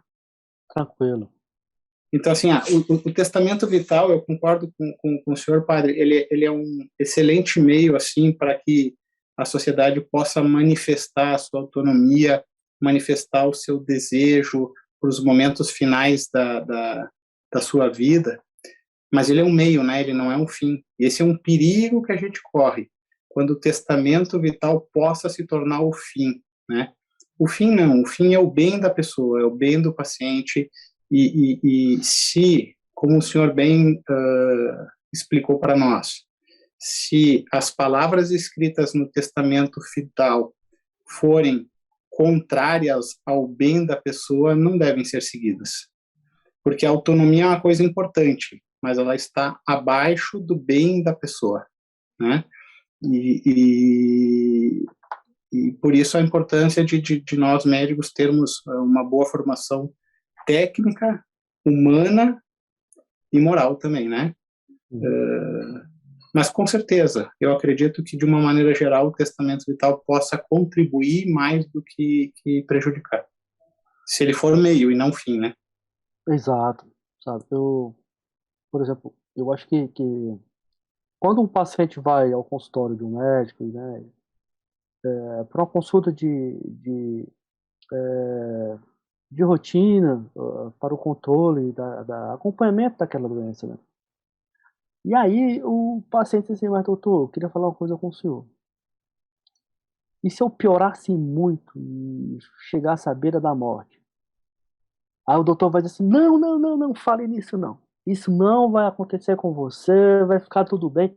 Na realidade, o paciente está querendo abrir um espaço ali para falar para o médico o que é que ele gostaria que fosse feito para ele. Sabe? Aí quando o paciente volta para casa, diz assim, mas você me acredita que eu fui falar com o meu médico, como é que eu quero que ele me trate, se eu for para UTI, se eu ficar entubado. Aí a filha do rapaz lá vai assim, papai, não fala essas coisas não, vira essa boca para lá, vamos mudar de assunto, ou coisa horrível, sabe? Então, as pessoas não querem mais falar sobre a terminalidade da vida, não querem falar mais sobre situações desse tipo, né? Ano passado, meu pai teve Covid. E meu pai, na época, ele tinha 84 anos. Esse ano ele fez 85, fez uma maior festa.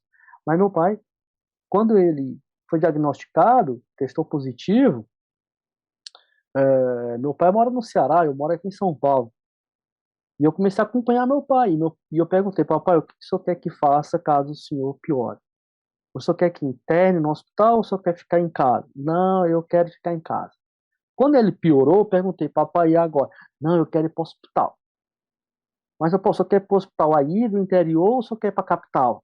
Não, eu quero ficar aqui no interior, perto das minhas coisas. Eu disse, mas papai, eu só corro o risco de ir para a UTI, o senhor sabe. E pode ser que na UTI você não tenha aí no interior todas as condições para poder o senhor fazer o seu tratamento. Não, mas eu quero ficar aqui. Não quero ser transferido para Fortaleza. Em Fortaleza nós também temos irmãos, tal. Então meu pai não ia ficar lá sozinho, né? Então, mas meu pai tomou uma decisão. Quando meu pai foi para a UTI, sabe? E que ninguém podia entrar na UTI para perguntar mais nada para ele, sabe? Nem eu que saí daqui de São Paulo, fui lá para o interior do Ceará, cheguei lá no hospital, o médico disse assim, entra não. Não entra porque nesse tempo todo de Covid, nós nunca deixamos entrar. E internamos aqui, inclusive, pais de funcionários da UTI. Então, fiquei do lado de fora. Ninguém tinha mais acesso ao meu pai. E aí meu pai começou a piorar, né? E aí minha irmã dizia assim, temos que levar papai urgente para Fortaleza, colocar no helicóptero, tal, não sei o que ele disse. Não era a vontade dele. Pode ser que seja agora, né? Então, assim, eu acho que a gente precisa abrir mais espaço. Tanto é que depois que meu pai ficou bem, eu estou esperando o momento certo para a gente conversar em família, né, sobre essas questões. E se acontecer da próxima vez em uma ou outra situação, não só com ele, mas com minha mãe, com qualquer um de nós. Tá? Então, acho que a gente precisa ter mais esses espaços em família, né? Eu sei que é um assunto pesado. Tá? Às vezes eu saio das aulas lá de bioética, lá onde eu trabalho, eu saio muito cansado, mas eu saio cansado porque são temas difíceis, sabe? Né? São temas que tocam a questões existenciais. Né? Se vocês não intervirem, vou ficar falando aqui. Não, Obrigado. padre, porque aí agora não é mais a terminalidade da vida, é a terminalidade desse tema. Desse tempo. Nós vamos passar agora para o tema sobre o paciente de 82 anos, diagnosticado com neoplasia de cólon metastática, e que os familiares solicitam que o diagnóstico seja omitido ao paciente, né? Quem vai começar a falar sobre o tema é o Dr. Benício Bulhões, que é holoproctologista da Associação de Médicos Católicos de Alagoas. Dr. Benício.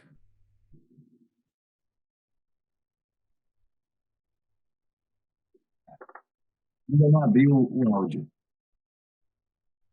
Desculpem. Obrigado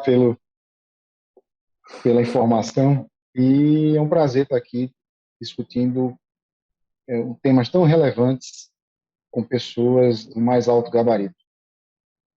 Ficar por último na fala facilita, em parte, porque muito do que seria falado nessa situação já foi discorrido e é semelhante ao que foi conversado anteriormente, né? Mas também traz uma responsabilidade muito grande porque o nível aqui realmente é extremamente alto. O tema câncer, na verdade, ou melhor, a palavra câncer, ainda hoje, pelo menos aqui no nosso meio, não é tão diferente em outros locais, ainda é considerado um estigma muito grande, a ponto de não se citar o nome da enfermidade. Muitas vezes o paciente chega para a gente e fala, olha, será que eu estou com uma doença ruim? A família chega e faz, ô doutor, mas o que ele tem não é uma doença ruim, né? E eu costumo falar, seja para o paciente, seja para os familiares, que eu não conheço doença boa, né? E muitas vezes, quando a gente fala de câncer, o paciente ou o familiar dá um passo para trás e não quer nem ouvir falar no nome câncer. A gente conversa muito pouco, como a gente estava falando anteriormente aqui, a gente fala muito pouco sobre essas situações que foram tratadas aqui no dia de hoje. E o problema maior que eu vejo nessa situação, isso não é uma coisa incomum de acontecer, é o medo dos familiares, o receio do sofrimento, ou do entendimento que essa pessoa idosa terá com essa informação. Existe um desconhecimento, na verdade, da resiliência que cada um de nós temos, e principalmente os idosos podem ter.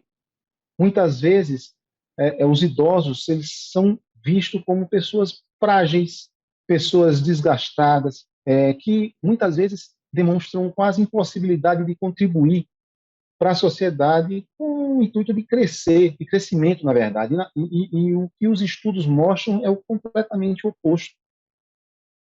Os idosos eles podem ser muito resilientes, muito cheios de vida, mesmo ante a possível devastação, entre aspas, que a notícia de um câncer incurável pode trazer, apesar dos avanços tecnológicos existentes. E quando a gente fala em resiliência, quem é que não conhece, por exemplo, a história de Jó? Né?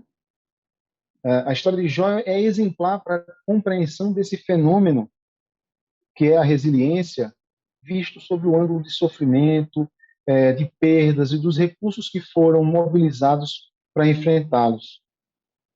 E, diferentemente do que muitas pessoas acham com esses determinados idosos, e comparando ou mal comparando com Jó, Jó mostrou clareza, mostrou sua esperança, não se deixou intimidar com as adversidades e os infortúnios a que aconteceram. Pôde resistir às provações e confirmar que sua esperança é a salvação. Como eu falei anteriormente, o lidar com a morte não faz parte da grande maioria dos médicos. E a maturidade fez com que eu conseguisse acompanhar e mudar esse pensamento, juntamente, claro, com os estudos técnicos que fazemos. E aqueles que partiram foram os que mais me marcaram efetivamente. Eu lembro perfeitamente de uma paciente que eu vou chamar aqui carinhosamente de Dona Eva, não era, claro, o nome dessa paciente, e que ela tinha uma enfermidade, um câncer de cólon metastático, coincidentemente como está aqui. E a gente acha que as pessoas, por menor que seja o nível cultural ou financeiro dela, elas não têm alcance suficiente para entender o que está acontecendo com ela. A questão é o momento de saber. Será que,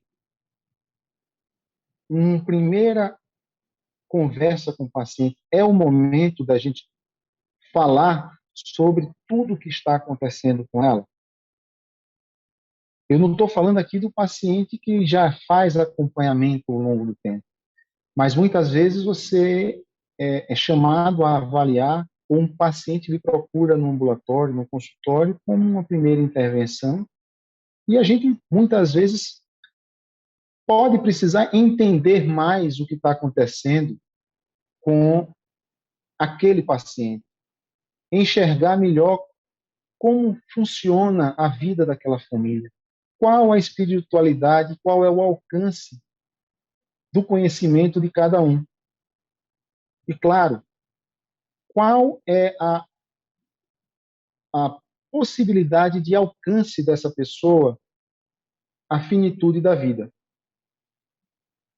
Mas,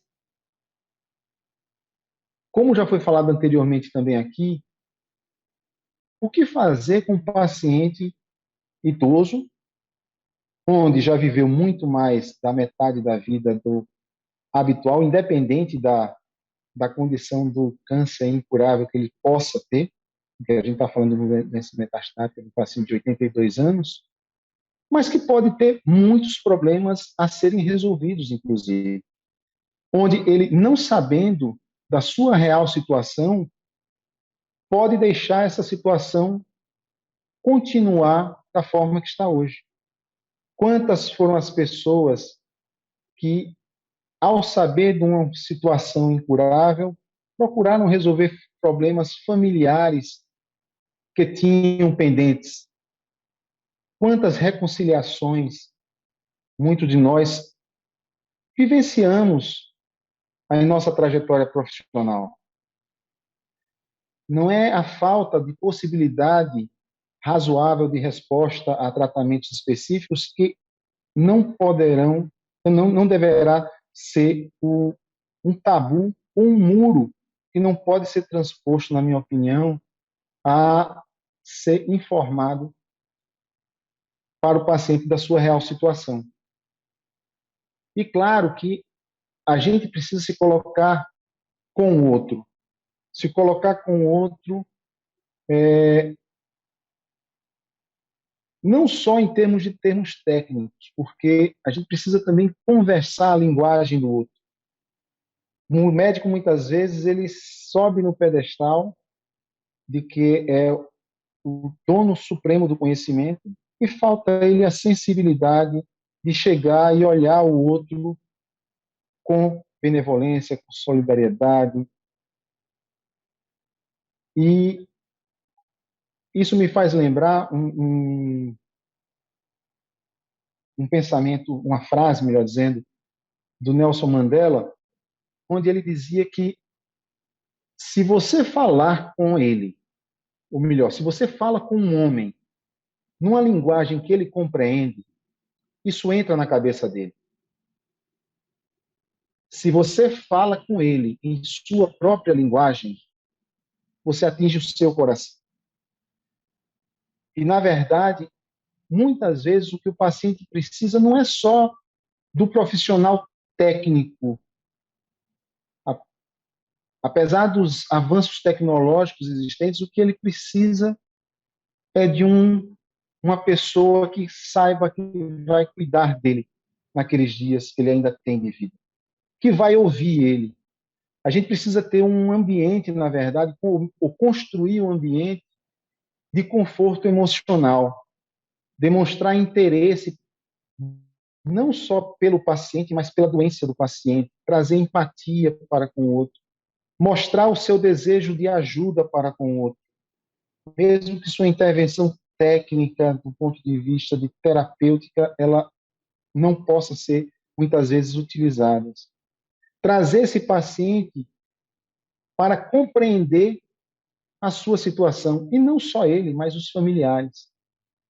E isso não significa tratar a pessoa ou o familiar com falta de humor. O humor também é uma injeção fundamental, o ânimo que esse paciente possa ter é fundamental no encarar da doença desse paciente, no meu ponto de vista.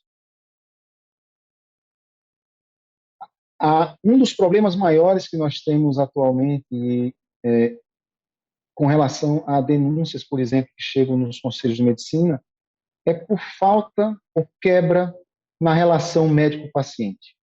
É o maior problema, é o médico que não conversa mais e que não ouve principalmente o seu paciente. E essa relação médico-paciente, como já foi muito bem colocado aqui, ele precisa ter bases éticas, precisa ter bases legais, mas eles precisam ter, principalmente, também, no meu entendimento, bases humanitárias. E se a gente está falando de um médico católico, base cristã. Eu preciso olhar esse outro como se realmente fosse o meu próximo. E quando eu falo em meu próximo, eu preciso lembrar do principal dos mandamentos, que é amar a Deus sobre todas as coisas e ao próximo como a si mesmo. E muitas vezes essa exteriorização de espiritualidade, esse ouvir, esse conversar, transmite uma segurança tão grande, onde a gente traz princípios do catolicismo para a nossa prática médica, onde a gente leva em consideração os princípios da dignidade da pessoa humana, a igual dignidade entre todas as pessoas, o respeito à vida humana, o princípio de solidariedade. Claro que cada um tem seu tempo, e é por isso que o tempo de informar, no meu entendimento, a situação clínica real de uma pessoa não é o mesmo para cada um paciente. Não existe receita de bolo onde você vai chegar e dizer, olha, no terceiro encontro que você tiver, você vai dizer tudo o que acontece com o seu paciente. E essa informação, essa comunicação de uma má notícia, é uma das tarefas mais difíceis, mesmo para quem é treinado, porque ela pode trazer um forte impacto psicológico no paciente e em toda a sua rede de apoio. E se essa rede de apoio e essa parte psicológica do paciente não estiver adequadamente formada, o mínimo que seja, isso pode ser, no meu entendimento, uma coisa muito ruim para ele. Quem recebe uma má notícia, ela dificilmente esquece onde, como e quando ela foi comunicada. E o médico precisa ter um pensamento muito forte com relação a isso, principalmente sabendo que essa comunicação de más notícias não é uma parte essencial, no meu ponto de vista, da prática profissional. E aí a gente volta ao que foi falado anteriormente também. Eu preciso conhecer os problemas daquela pessoa. Eu preciso saber os anseios dele e da família. Eu preciso entender quais são os temores e expectativas do paciente e familiares. Eu preciso saber que o paciente, mesmo fora de condições de uma possibilidade terapêutica, o olfato dele continua funcionante e o bife, que o Felipe falou anteriormente, é de extrema importância vir seguida do sabor desse bife. A dona Eva, que eu referi anteriormente, ela passou entre idas e vindas, alguns meses internada.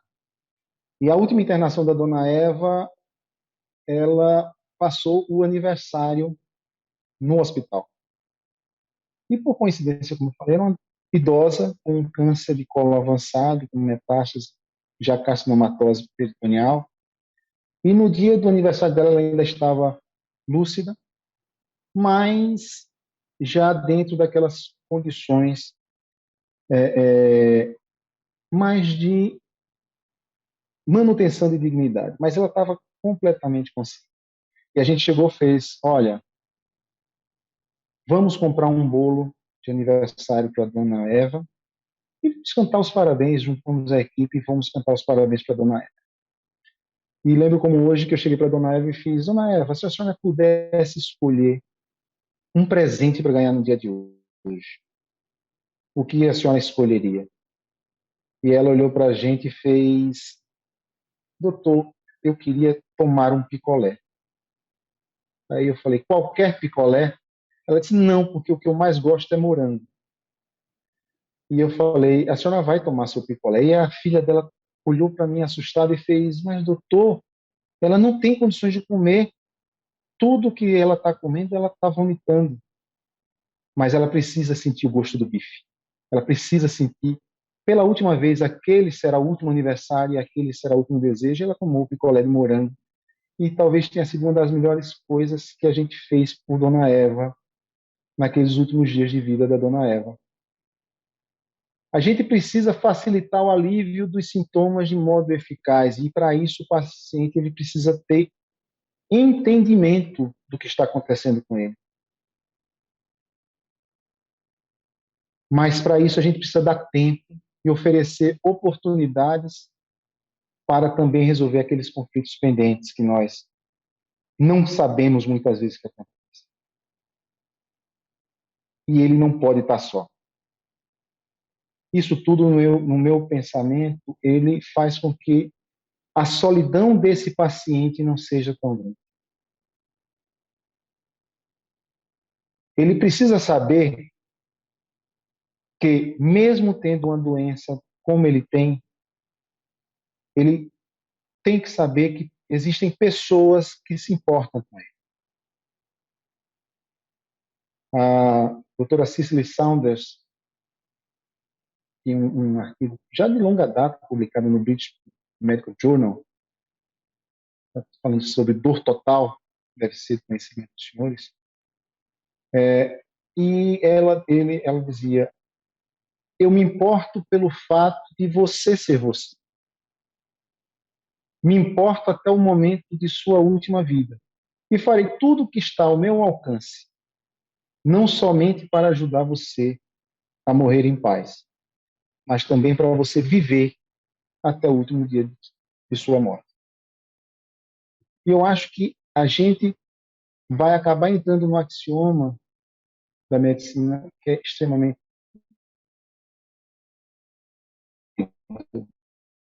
onde a medicina ela tem função de curar às vezes, aliviar muito frequentemente, mas nós somos trazer para essas pessoas.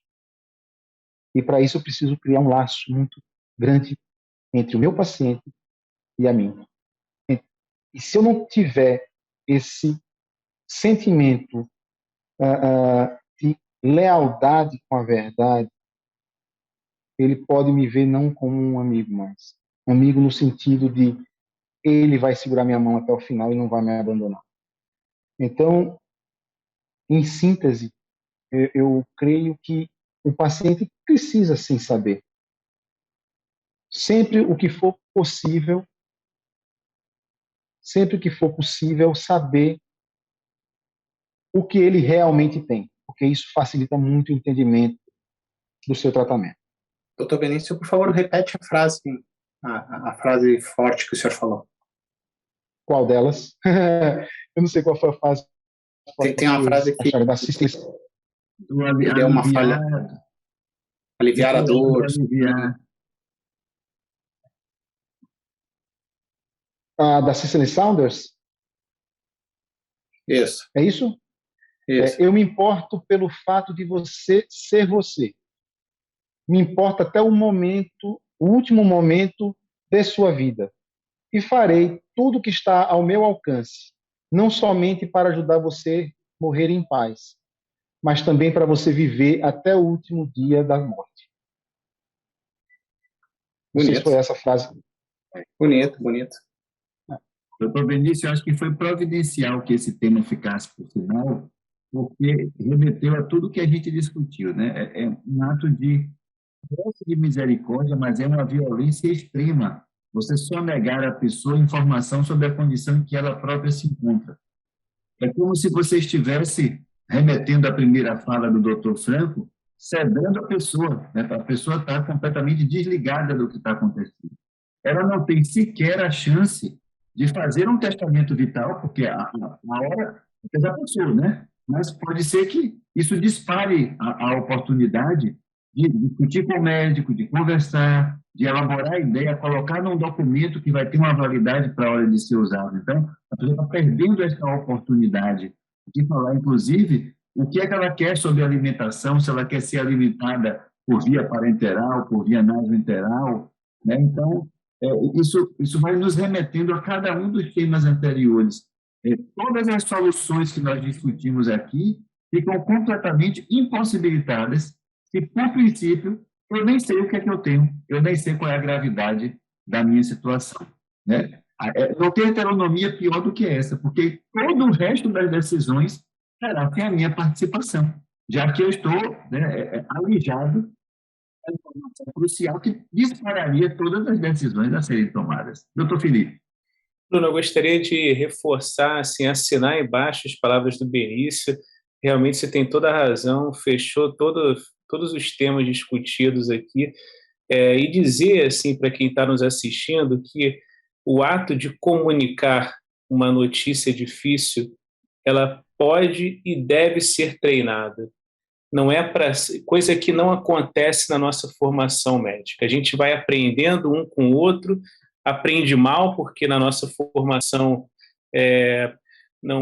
a morte é um fracasso. Então falar sobre assuntos do final da vida a maioria não gosta de discutir, então a gente não aprende técnicas, e isso é ensinável, né? É algo que pode ser passado de forma correta.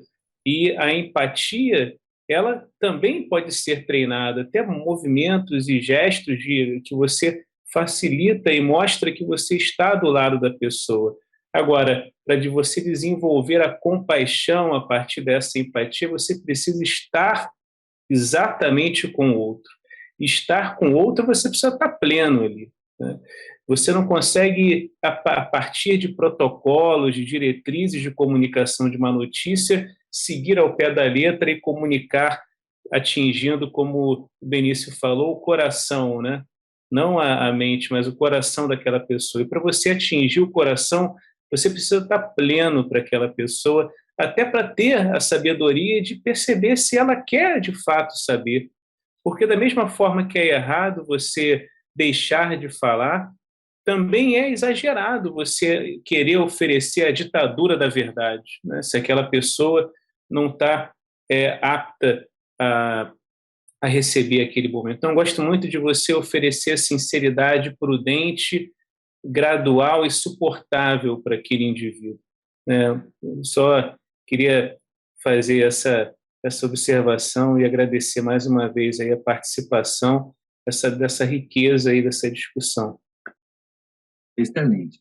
Que bom que as coisas estão mudando, né? Eu sou professor de humanismo e medicina e tenho ensinado já para os nossos futuros colegas protocolo de notícias difíceis, spikes, prepared, inventário de religiosidade, espiritualidade, o FICA, o questionário FICA, o questionário HOPE. Então, assim, foi-se o tempo que a gente estaria discutindo em ética, em humanidades, em deontologia, questões subjetivas. Não tem ferramenta, né, pronta para usar, que você pode treinar, você pode colocar um ator fazendo papel de paciente e o estudante de medicina ali no campo prático, né? Isso é uma competência que pode ser desenvolvida. Gente, o tema não tem fim, mas o tempo tem, né? Então, eu quero agradecer muitíssimo a equipe organizadora do 4º Congresso Brasileiro de Médicos Católicos. É uma oportunidade incrível fazer parte desse colóquio sobre a ética no final da vida. Agradecer a participação do Dr. Franco, do Dr. Felipe, do Padre Tiago, do Dr. Benício. Um prazer estar aqui aprendendo com vocês. E, em bastante apertada síntese, eu vou devolver a palavra a cada um para a sua despedida. Dr. Franco. Eu agradeço a toda a comissão organizadora por esse convite. Queria agradecer em especial a todos os colegas aqui que participaram, porque aprendi muito com vocês e que Deus abençoe a cada um de vocês. Obrigado. Amém. Doutor Felipe? Não, Bruno, acho que já falei tudo que eu tinha para falar também, só agradecer e Deus abençoe a todos também. Muito obrigado. Tiago?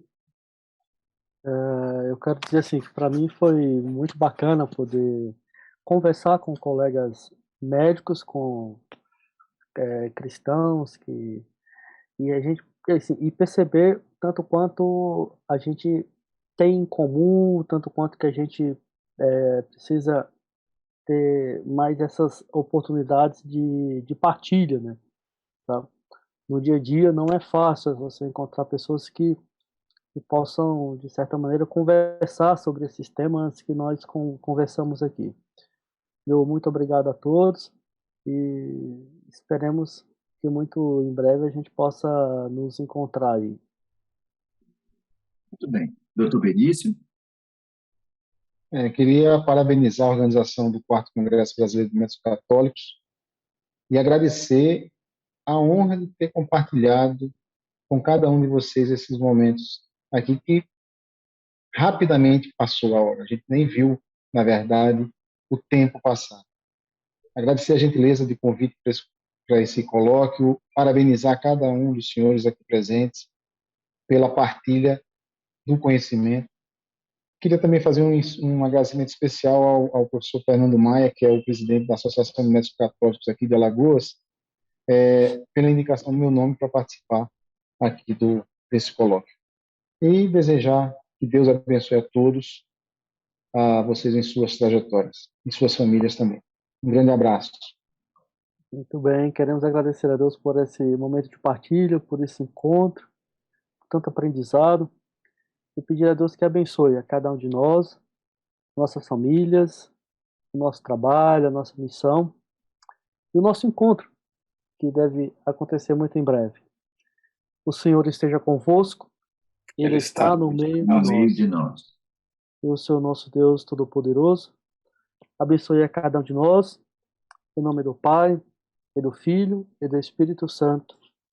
Amém. Amém.